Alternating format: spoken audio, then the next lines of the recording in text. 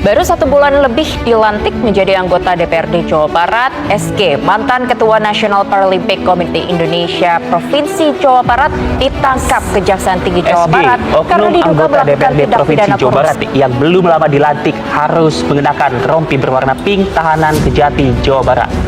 SG diduga melakukan tindak pidana korupsi dana hibah dengan mempermainkan laporan pertanggungjawaban bendahara atau LPJ. Penyidik Kejaksaan Agung menyita 288 miliar rupiah dalam kasus dugaan TPPU PT Darmex Plantation yang terafiliasi dengan PT Duta Palma. Uang hasil sitaan kasus dugaan tindak pidana pencucian uang dari PT Darmex Plantation yang merupakan bagian PT Duta Palma Group.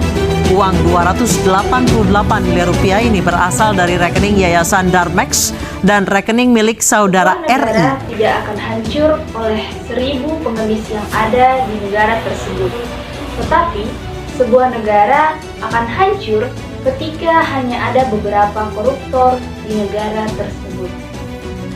Kutipan ini sepertinya cocok dengan keadaan negara kita saat ini. Secara umum, yang kita ketahui bahwa korupsi banyak dilakukan oleh pejabat-pejabat tinggi. Akan tetapi, kita tidak menyadari bahwa kegiatan korupsi sebenarnya banyak kita jumpai di kehidupan kita sehari-hari. Bisa saja itu dilakukan oleh anak-anak ataupun bisa dilakukan oleh kita mahasiswa. Tindakan yang menurut kita kecil menjadi awal dari sebuah perbuatan besar. Contohnya, menyontek saat ujian, kemudian terlambat masuk di kelas, bahkan contoh korupsi yang juga sering dilakukan oleh mahasiswa yaitu meminta uang kepada orang tua untuk keperluan kuliah. Akan tetapi, uang tersebut sebenarnya mereka gunakan untuk nongkrong dengan teman-teman. Korupsi adalah penyalahgunaan kewenangan atau hak kepentingan individu, keluarga, atau kelompok. Nah, ada beberapa jenis korupsi. Yang pertama yaitu suap, kemudian ada penggelapan dalam jabatan, gratifikasi, curang, penyalahgunaan wewenang, pemerasan, konflik, dan juga merintangi proses peradilan. Ini adalah contoh-contoh dari kasus korupsi yang terjadi di Indonesia yang berpengaruh pada keadaan ekonomi Indonesia. Kita berdiri tegak dengan tekad, namun terhalang tikus jahanam.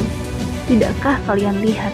Ini ketidakbermoralan kucing-kucing berdasi yang katanya berpendidikan yang sungguh memalukan.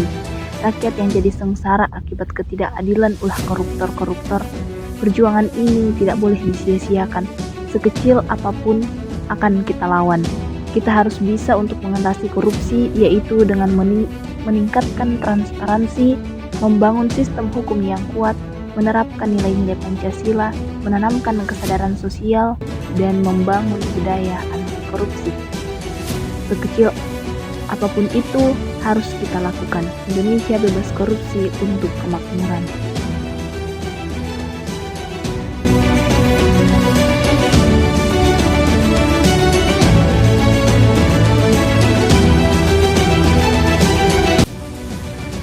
Ingat, korupsi bukan hanya mencuri uang, tetapi juga mencuri masa depan.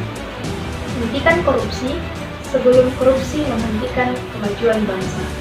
Mari berubah menjadi lebih baik mulai dari diri sendiri, mulai dari hal-hal kecil dari saat ini juga.